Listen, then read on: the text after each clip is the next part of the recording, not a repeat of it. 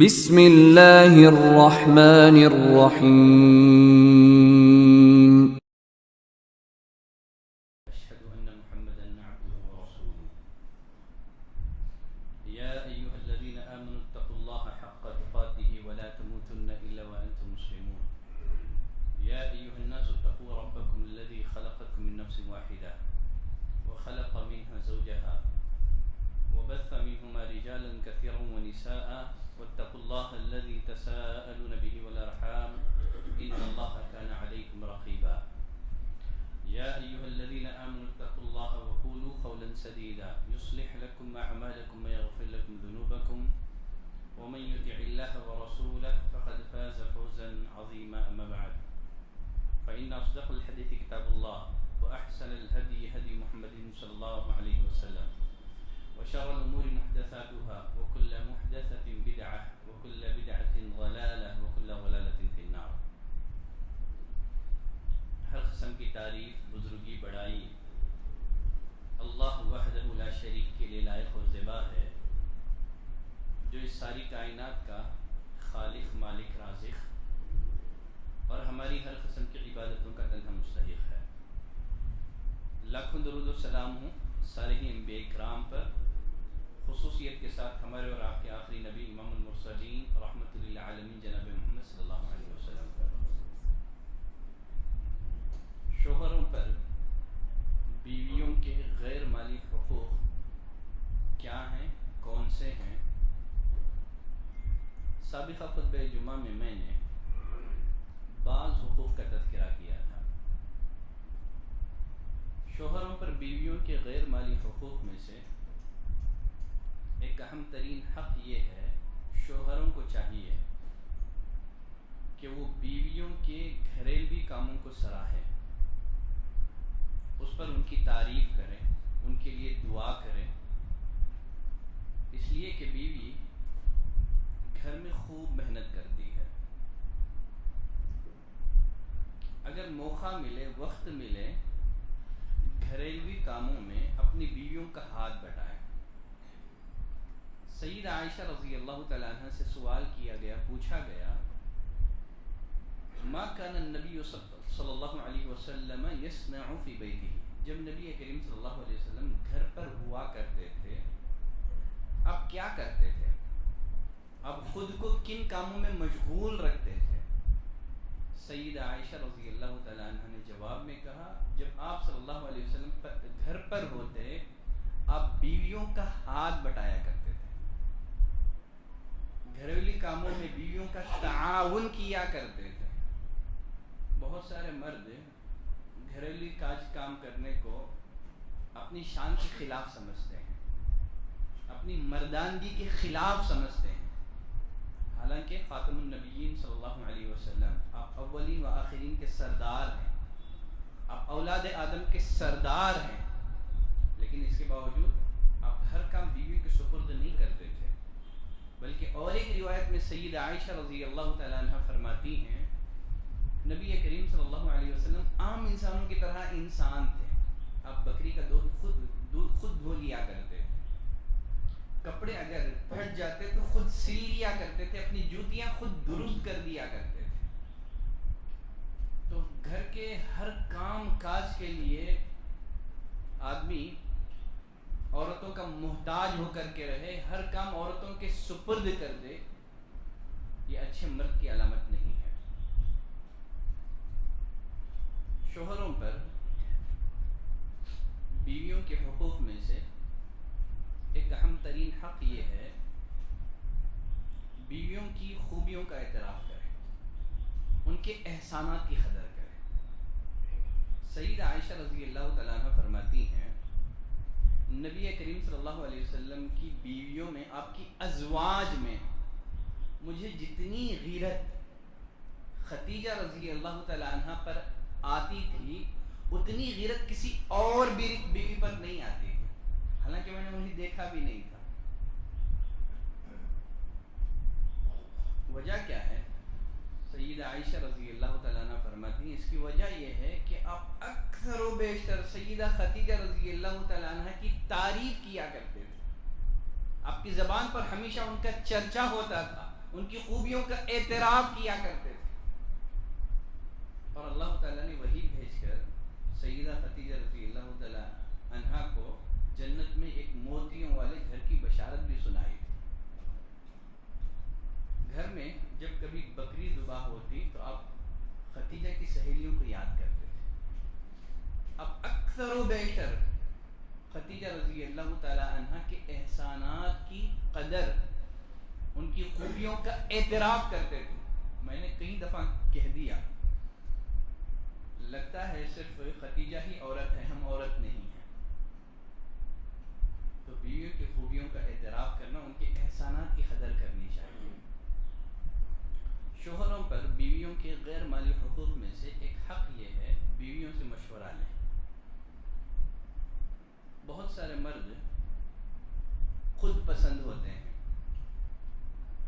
نہ وہ عورتوں کی کسی مشورے کو قبول کرتے ہیں، نہ عورتوں سے رائے لینے کی ضرورت محسوس کرتے ہیں. حالانکہ نبی کریم صلی اللہ علیہ وسلم بیویوں کی رائے آپ ایکسپٹ بھی کرتے تھے، قبول کرتے تھے. سیرت کا مشہور معروف واقعہ جانتے ہیں جس کو صلح حدیبیہ کہا جاتا ہے. 6 ہجری کا واقعہ ہے. ذوالحجہ کا مہینہ، ذوالقعدہ کا مہینہ. نبی کریم صلی اللہ علیہ وسلم اپنے 1400 صحابہ کے ساتھ عمرے کی ادائیگی کے لیے مدینے سے نکلے. آپ مکہ پہنچے. مکہ پہنچنے کے بعد مشرکین مکہ نے آپ کو عمرے کی ادائیگی سے روک دیا. مسلمانوں کو عمرہ کرنے نہیں دیا گیا. انہی دنوں میں مسلمان اور مشرکین کے مابین ایک صلح ہوئی تھی جس کو صلح حدیبیہ کہا جاتا ہے. یہ جو صلح نامہ، یہ جو مصالحت مسلمان اور مشرکین کے درمیان ہوئی تھی، مسلمانوں کو قطعاً یہ صلح منظور نہیں تھی. بہت سارے صحابہ نے اس صلح سے اختلاف کیا، حالانکہ اللہ تعالیٰ نے اسی صلح کو قرآن مجید میں فتح مبین قرار دیا. عسیٰ ان تکرہوا شیئا وہو خیر لکم. تمہاری نگاہیں ناقص، تمہارے دیکھنے کا انداز اس میں کمی، اللہ جانتا ہے تم نہیں جانتے ہو. اللہ نے کہا کہ یہ فتح مبین ہے تمہارے لیے. غرض مسلمانوں نے عمرہ نہیں کیا. نبی کریم صلی اللہ علیہ وسلم نے صحابہ کو حکم دیا کہ جانور ذبح کر دو، سر کے بال مونڈ دو. نبی کریم صلی اللہ علیہ وسلم کی اس حکم کی اطاعت کرنے کے لیے صحابہ تیار نہیں ہوئے، آمادہ نہیں ہوئے، ناراض تھے مصالحت سے. آپ نے مشرکین سے ایسی مصالحت کیوں کی؟ کیا ہم حق پر نہیں ہیں؟ حق پر رہتے ہوئے اس قدر ہمیں جھک کر چلنا ہے؟ صحابہ آمادہ نہیں ہوئے. ام المؤمنین ام سلمہ رضی اللہ تعالیٰ عنہ نے نبی کریم صلی اللہ علیہ وسلم کو مشورہ دیا، اللہ کے رسول آپ ایسے کریں، آپ خیمے سے باہر نکلیں، آپ سر کے بال مونڈ دیں اور اپنے جانور کو ذبح کر دیں. نبی کریم صلی اللہ علیہ وسلم نے ام المؤمنین ام سلمہ رضی اللہ تعالیٰ عنہ کے مشورے کو قبول کیا. آپ خیمے سے باہر نکلے، سر کے بال مونڈ دیا، جانور ذبح کر دیا. جب صحابہ نے دیکھا نبی نے اپنے سر کے بال مونڈ دیے ہیں اور آپ نے اپنا جانور ذبح کر دیا ہے، تو سارے صحابہ نے اپنے جانور ذبح کر دیا اور سر کے بال مونڈ دیے. تو نبی کریم صلی اللہ علیہ وسلم نے ام المؤمنین ام سلمہ رضی اللہ تعالیٰ عنہ کا مشورہ قبول کیا، بلکہ عورتوں کو اختلاف رائے کا حق بھی دینا چاہیے. امیر المومنین عمر بن الخطاب رضی اللہ تعالیٰ عنہ فرماتے ہیں زمانے جاہلیت میں عورتوں کی کوئی اہمیت نہیں تھی، عورتوں کی کوئی ویلیو نہیں تھی زمانے جاہلیت میں. حتیٰ کہ اسلام آیا، اللہ تعالیٰ نے عورتوں کو بہت سارے حقوق دیے. عورتوں سے متعلق اللہ تعالیٰ نے بہت ساری قرآنی آیات نازل کی، بہت ساری ہدایات اللہ تعالیٰ نے عورتوں سے متعلق دی. ایک دفعہ ایسے ہوا، میں نے اپنی بیوی کو کسی بات کا حکم دیتے ہوئے کہا کہ یہ کام کرو. بیوی نے میرے حکم کی مخالفت کی، کہا کہ نہیں، اگر ایسے کیا جائے تو بہتر ہوگا. میں نے بیوی سے کہا کہ تمہیں میرے معاملات میں دخل اندازی کا کوئی حق نہیں ہے. بیوی نے کہا اے خطاب کے بیٹے، کیا تم چاہتے ہو کہ ہم تم سے بحث اور مباحثہ نہ کریں؟ حالانکہ تمہاری بیٹی حفصہ نبی کریم صلی اللہ علیہ وسلم کے ساتھ بحث اور مباحثہ کیا کرتی ہے. بسا اوقات معاملہ ایسے ہوتا ہے کہ نبی کریم صلی اللہ علیہ وسلم پورا دن آپ کی بیٹی سے ناراض رہتے ہیں. کیا تم چاہتے ہو کہ تم سے بحث اور مباحثہ نہ کی جائے؟ حالانکہ آپ کی ازواج نبی کریم صلی اللہ علیہ وسلم کی بیویاں جو آپ سے بہتر ہیں، خاتم النبی، نبی کی بیویاں آپ سے بحث اور مباحثہ کرتی تھی. کیا آپ چاہتے ہیں کہ آپ سے بحث اور مباحثہ نہ کی جائے؟ سیرت کے واقعات میں بعض مورخین نے ایک واقعہ ذکر کیا ہے. ایک شخص اپنی بیوی کی شکایتیں لے کر کے عمر بن الخطاب رضی اللہ تعالیٰ عنہ کے گھر گیا تاکہ بیوی کی شکایتیں امیر المومنین سے کرے.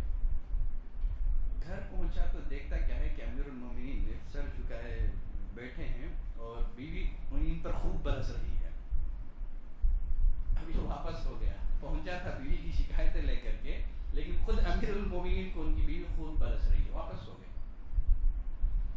بعد میں امیر المومنین عمر بن الخطاب رضی اللہ تعالیٰ عنہ نے اس کو سمجھایا.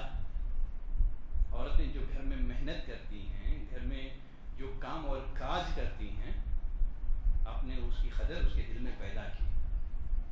بات سمجھ میں آ گئی اس کو. شوہروں پر بیویوں کے حقوق میں سے ایک اہم ترین حق یہ بھی ہے، اگر کسی معاملے میں اختلاف ہو جائے. دیکھیے اختلاف کا ہونا یہ یقینی ہے، اختلافات ہوتے ہیں. گھریلو معاملات میں باپ بیٹے میں اختلافات ہوتے ہیں، بہن بھائی میں اختلاف ہوتے ہیں. اگر آدمی اپنے اختلافات کو اپنے انا کا مسئلہ بنا لے، وقار کا مسئلہ بنا لے، تو معاملات بگڑ جاتے ہیں. ایسے موقع پر مرد کو چاہیے کہ اگر اختلاف ہو جائے صبر اور تحمل سے کام لیں. بیوی کو گھر سے باہر نکالنے کے بجائے خود گھر سے باہر نکل جائیں، معاملات حل ہو جائیں. ایک دفعہ سیدہ علی رضی اللہ تعالیٰ عنہ اور سیدہ فاطمہ رضی اللہ تعالیٰ عنہ میں اختلاف ہوا. علی رضی اللہ تعالیٰ عنہ گھر سے باہر چلے گئے. تو مرد اختلافات کے موقع پر عموماً بیویوں کو گھر سے باہر نکال دیتے ہیں، لیکن مردوں کو چاہیے کہ اگر اختلاف ہو جائے، اگر تو میں ہو جائے، اختلافات کو بڑھاوا دینے کے بجائے مرد گھر سے باہر نکل جائے. تھوڑی دیر کے بعد غصہ ٹھنڈا ہو جائے گا، معاملات حل ہو جائیں گے. اور یہاں ایک بات ذہن میں رکھیں، اللہ تعالیٰ نے مرد اور عورت دونوں کو الگ الگ کاموں کے لیے پیدا کیا ہے. دونوں کی ذمہ داریاں الگ ہیں، دونوں کی صلاحیتیں الگ ہیں. مرد کی صلاحیتیں، ذہنی صلاحیتیں، فکری صلاحیتیں مرد سے ڈیفرنٹ ہیں. اور حدیث میں نبی کریم صلی اللہ علیہ وسلم نے فرمایا، دیکھو عورت پسلی سے پیدا کی گئی ہے، اگر تم پسلی کو درست کرنے کے لیے جاؤ تو ٹوٹ جاؤ گے. آپ صلی اللہ علیہ وسلم نے عورت کو پسلی سے تشبیہ دی ہے. یہ عیب کی بات نہیں ہے. بہت سارے لوگ اس کو بطور عیب کے پیش کرتے ہیں. پسلی کا ٹیڑھا ہونا عیب نہیں ہے، یہ صحت کی علامت ہے. اسی طرح اللہ نے عورتوں کے مزاج میں جو بظاہر ٹیڑھا پن رکھا ہے وہ عیب نہیں ہے، وہ عورت کی خوبصورتی ہے. اگر مرد چاہے کہ میں جیسا ہوں میری بیوی بھی ویسے ہی بن جائے، یہ ممکن نہیں ہے. دونوں کا کام الگ الگ ہے، دونوں کی صلاحیتیں الگ ہیں. مرد عورت نہیں بن سکتا، نہ عورت مرد بن سکتی ہے. جو کوئی مرد عورت کی ان فطری صلاحیتوں کو سمجھ کر کے اگر عورتوں کو اچھی طرح ہینڈل کر لے گا تو خوشگوار زندگی گزارے گا. چاہے گا کہ میں جیسے ہوں میری بیوی ویسے بن جائے، ویسے تو بنے گی نہیں ہے. لیکن جس طرح اگر پسلی کو اگر آدمی سیدھا کرنا چاہے تو ٹوٹ جائے گی، اسی طرح میاں بیوی کے درمیان اختلافات مزید شدید ہو جائیں گے، پھر نوبت طلاق یا خلا کی پہنچ جائے گی. تو غرض اللہ سے دعا کرتے ہیں کہ پروردگارہ تو ہمیں توفیق دے کہ بیویوں کے حقوق کو جان کر پہچان کر ہم ان کو ادا کر سکیں. صلی اللہ علیہ نبینا محمد وعلی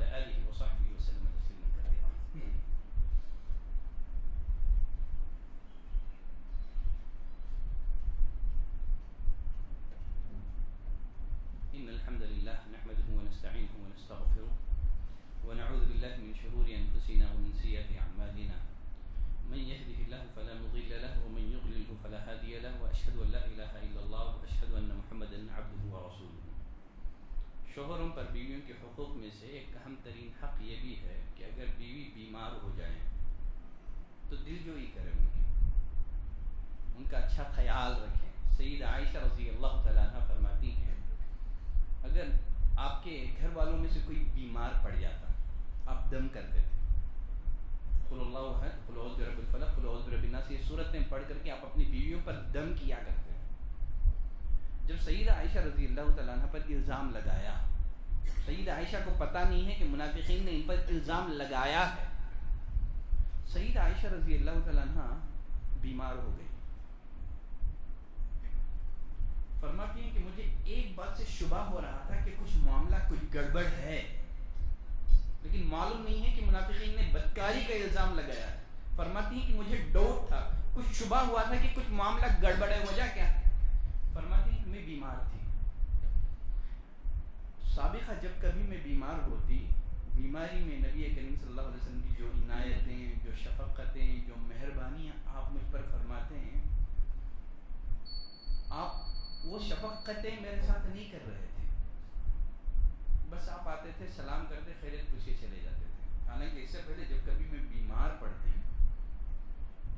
آپ محبت اور شفقت کا معاملہ کیا کرتے تھے، نرمی کا معاملہ کرتے تھے، آپ پوری میری دیکھ بھال کیا کرتے تھے. لیکن اس دفعہ بس آپ خیریت پوچھ کے چلے جا رہے ہیں. تو اس واقعے سے بات معلوم ہوئی کہ اگر بیویاں بیمار ہو جائیں، دم کریں، ان کی اچھی دیکھ ریکھ کریں، دیکھ بھال کریں. یہ شوہروں پر بیویوں کا حق ہے. اور ساتھ ہی ساتھ ان کی جنسی جو خواہشات ہیں اس کی قدر کریں. عبداللہ بن عمرو بن عاص رضی اللہ تعالیٰ عنہ فرماتے ہیں میرے والد نے قریش کی ایک لڑکی سے میرا نکاح کر دیا. میں دن بھر روزے رکھتا تھا، رات بھر عبادتوں میں مشغول رہا کرتا تھا. ایک دفعہ میری ساس نے مجھے پوچھ لیا تم نے اپنے شوہر کو کیسے پایا؟ میں نے کہا کبھی انہوں نے میرے سے گوشہ نشینی اختیار نہیں کیے، کبھی وہ میرے بستر کے قریب نہیں آئے ہیں. اب یہ سننا تھا کہ عبداللہ بن عمرو بن عاص رضی اللہ تعالیٰ عنہ کی والدہ ناراض ہوئی، بیٹے کی تلاش میں نکلی، خوب ڈانٹا، مزید نبی سے شکایت بھی کی. دیکھو یہ عبداللہ بن عمرو بن عاص یہ بیویوں کے حقوق ادا نہیں کرتے ہیں، دن میں روزے رکھتے ہیں، رات میں عبادتوں میں مشغول رہتے ہیں. نبی کریم صلی اللہ علیہ وسلم نے ان کو بلایا، ڈانٹا، کہا اسلام رہبانیت کی اجازت نہیں دیتا ہے. کہا کہ تم پر تمہارے نفس کا، تمہاری اپنی جان کا حق ہے، تم پر تمہاری بیویوں کا حق ہے. اور ساتھ ہی بیویوں کے درمیان عدل اور انصاف کرنا. اگر ایک سے زائد کسی نے شادیاں کر رکھی ہیں تو بیویوں کے درمیان عدل، یہ بھی شوہروں پر بیویوں کا حق ہے. نبی کریم صلی اللہ علیہ وسلم نے فرمایا اگر کسی کی دو بیویاں ہوں، اگر ایک کی طرف وہ مائل ہو جائے، دوسرے کو نظر انداز کر دے، قیامت کے دن اس حال میں آئے گا کہ اس کا آدھا دھڑ جو ہے نا فالج زدہ ہوگا، میدان محشر میں پہچان لیا جائے گا. تو بیویوں کے ساتھ عدل اور انصاف کرنا. اس کے علاوہ بھی بہت سارے حقوق ہیں، انشاءاللہ اتنے حقوق کافی رہیں گے. کسی اور موقع پر اللہ نے توفیق دی تو مزید کچھ حقوق آپ کی خدمت میں لائے جا سکتے ہیں. انشاءاللہ اگلے خطبہ جمعہ میں بیویوں پر شوہروں کے کیا حقوق ہیں اس بارے میں گفتگو ہوگی. ان اللہ و ملائکتہ یصلون علی النبی یا ایھا الذین آمنوا صلوا علیہ وسلموا تسلیما.